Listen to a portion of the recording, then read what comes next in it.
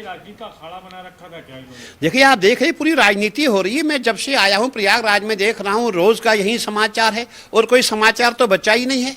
और देखिए इससे क्या होता है, सनातन का विरोध हो रहा है। हमारे संतों में दो फाड़ हो रही है। हमारे संत बटने जा रहे थे, इसीलिए मुझे आना पड़ा। और मैं पूरे संत समाज को कहना चाहता हूँ हमें किसी से कोई विरोध नहीं है, हमें सरकार से कोई विरोध नहीं है और हम सरकार के साथ है। सरकार ने जो कार्य किया है ना भूतो ना भविष्यति, न कभी ऐसा काम हुआ था और ना आगे होगा। क्यों, आप देखिए इसी जो मेला क्षेत्र में आप देख रहे हैं इसी में पक्के रोड बने, जो परिक्रमा मार्ग है, पूरे मंदिरों का निर्माण हुआ। आप महाकाल लोक में जाएं, उज्जैन में जाएं, आप काशी विश्वनाथ में जाएं, पूरे हिंदुस्तान में जहाँ जहाँ भारतीय जनता पार्टी की सरकार है वहाँ सनातन पे काम हुआ है। अगर आप ओमकारेश्वर में जाएंगे वहाँ भी शंकराचार्य भगवान की प्रतिष्ठा बनाई गई है, एक विश्वविद्यालय बनाया गया है। पूरे भारत में सनातन का काम हो रहा है। ये लोगों को बर्दाश्त नहीं हो रहा है, इसीलिए ये सब ड्रामे हो रहे हैं।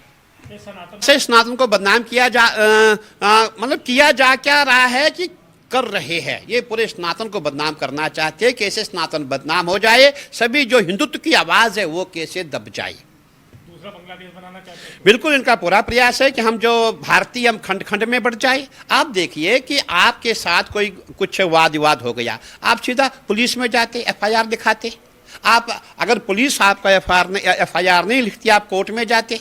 बगल में हमारे यहाँ हाई कोर्ट है। तो कहने का तात्पर्य है कि क्या इसके अलावा और कोई ऑप्शन नहीं था क्या? आपने ऑप्शन क्या बनाया? आपने बच्चों को आगे रखा, बटकों को आगे रखा, बटकों की पिटाई हुई, बटकों को मारा। हमें उन लोगों को भी देखना है, वो जो लोग जिन्होंने बटकों को मारा है उस पर भी जांच होनी चाहिए। क्यों मारा, वो कौन लोग है? कहीं ऐसा नहीं कि वो मानसिकता में ऐसे ही लोग होंगे, वो इन्हीं के लोग होंगे, क्योंकि आजकल हर जगह इनके लोग हैं। इसीलिए हमें जांच करनी चाहिए। जांच के पश्चात उनको दंड मिलेगा जिन्होंने भी बच्चों को मारा है। क्या एक तरीके से राजनीति के तहत पूरा कार्यक्रम हुआ है? देखिए सबसे बड़ी बात है कि इनको जो है मोदी जी को, गृह मंत्री जी को, योगी जी को बदनाम करना है। कैसे इन्होंने हमेशा यही प्रयास किया है, कैसे योगी को बदनाम किया जाए।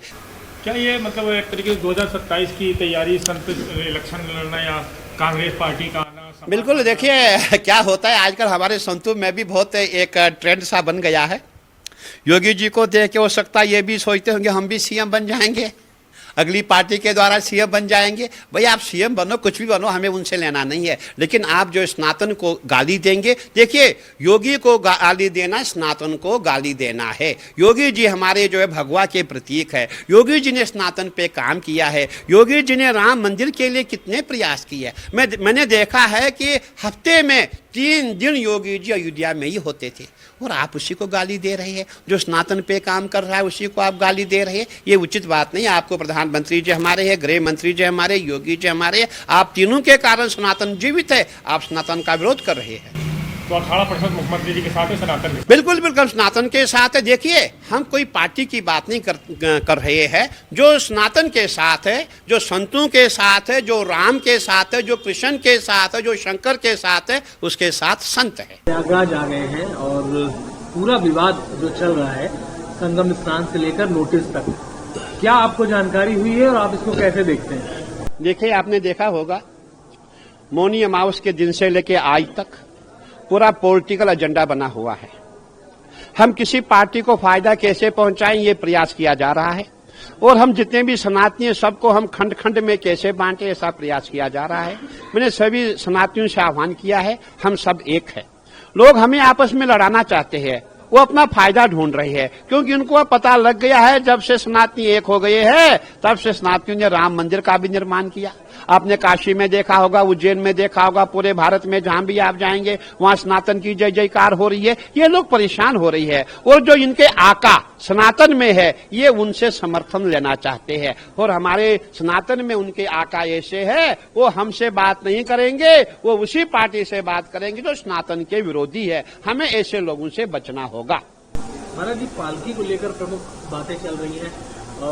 मेला प्राधिकरण ने उसको वाहन बताया, वो बोल रहे हैं पालकी थी, इसका क्या नियम है? और नहीं, देखिए वाहन पालकी में कोई अंतर नहीं। ठीक है, वाहन जो है व्हीकल लगी रहती है, और पालकी जो है वो जो हमारे लेबर होते हैं वो उठाते हैं, या संत महात्मा उठाते हैं, या जो भी विद्यार्थी उठाते हैं, विषय वो नहीं है। विषय ये है कि देखिए जब मौनी अमावस है, करोड़ों की संख्या में श्रद्धालु है, उस समय आप पालकी लेकर के संगम नोज पे कैसे जा सकते हैं? आपको मैं याद दिलाना चाहता हूं, सन 2025 में आप जाइए, जब हमारा शाही स्नान था, हमारी पालकियां जो है 200 मीटर दूर रुकाई जाती है, क्योंकि अखाड़ों का ही शाही स्नान होता है, अखाड़ों का ही मेला होता है, और 13 अखाड़े ही मुख्य अखाड़े होते हैं जो पूरा कुंभ करते हैं, और हमारी जो पालकियां 200 मीटर दूर रुकाई जाती है। हम वहां से अपने जो इष्ट है, जो हमारे भाले है, जो हमारे देवता है, उनको कंधे पे ला करके हम गंगा जी में स्नान कराते हैं। अगर आपको 50 मीटर ही तो चलना था, अगर आप 50 मीटर चलते आगे विरोध नहीं होता।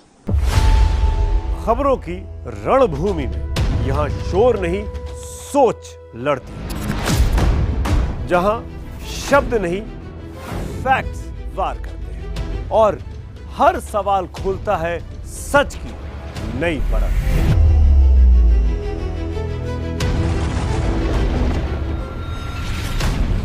चक्रव्यूह आपके अपने सुमित अवस्थी के साथ सोमवार से शुक्रवार शाम 6:57 पर टाइम्स नाउ नव भारत पर।